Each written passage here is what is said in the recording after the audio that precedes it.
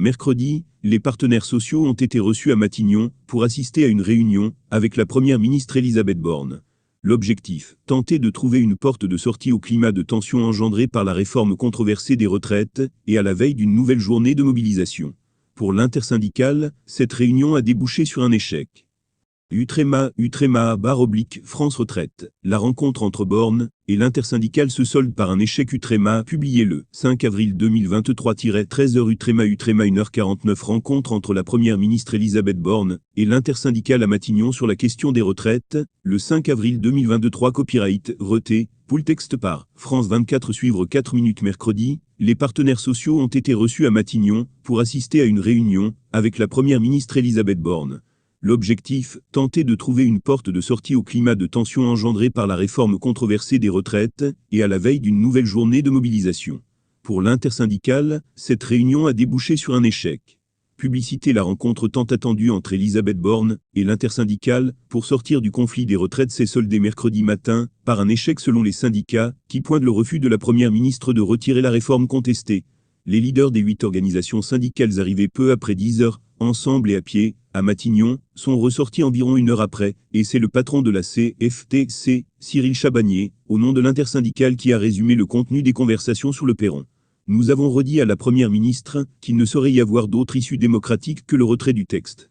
La première ministre a répondu qu'elle souhaitait maintenir son texte, une décision grave, a déclaré Cyril Chabagnier. C'est forcément un échec quand la première ministre ne fait aucune ouverture sur cette discussion. Donc oui, c'est forcément un échec. Les syndicalistes avaient prévenu qu'ils quitteraient la réunion si Elisabeth Borne refusait de parler du recul de l'âge de départ à 64 ans, qui cristallise la colère. C'est la première fois qu'ils sont reçus à Matignon depuis la présentation, le 10 janvier de la réforme, qui a généré une mobilisation inédite dans la rue. La première ministre avait promis qu'elle serait à l'écoute de tous les sujets que les syndicats voudraient aborder en dépit de points de désaccord, en particulier le recul de l'âge. Une intersyndicale unie jusqu'au bout, le leader de la CFDT, Laurent Berger, qui a dit s'en remettre à la sagesse du Conseil constitutionnel, qui doit rendre sa décision le 14 avril, a appelé un maximum de travailleuses et travailleurs à rejoindre les cortèges demain, date d'une 11e journée de mobilisation contre la réforme. On ne peut pas passer à autre chose tant que cette réforme n'est pas retirée, a dit Sophie Binet, secrétaire générale nouvellement élue à la tête de la CGT, après la réunion. L'intersyndicale sera unie jusqu'au bout, a-t-elle affirmé, balayant les spéculations sur les récentes dissonances entre la CFDT, qui réclame de retirer ou suspendre le texte, et la CGT, qui veut le retrait pur et simple.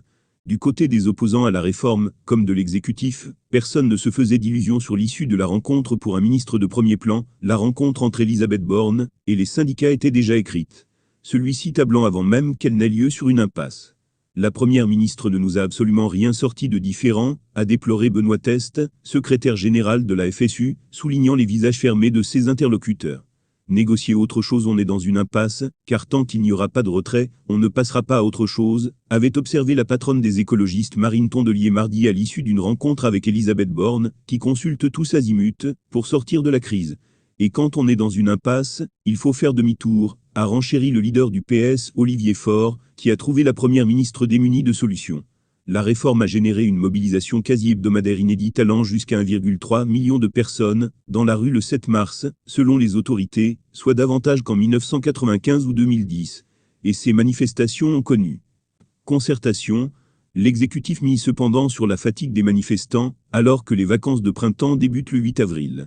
A l'inverse, les syndicats entendent jeudi montrer que la mobilisation est toujours puissante. Laurent Berger espère dans l'Aube que le Conseil constitutionnel censurera la loi. Car s'il y a censure de points particuliers, comme l'index senior, la pénibilité au travail, etc., mais pas des 64 ans, alors ça ne répondra en rien à la conflictualité sociale en cours. Selon lui, les syndicats, comme la gauche, comptent également sur la validation par la haute juridiction du référendum d'initiative partagée, RIP, sur la réforme.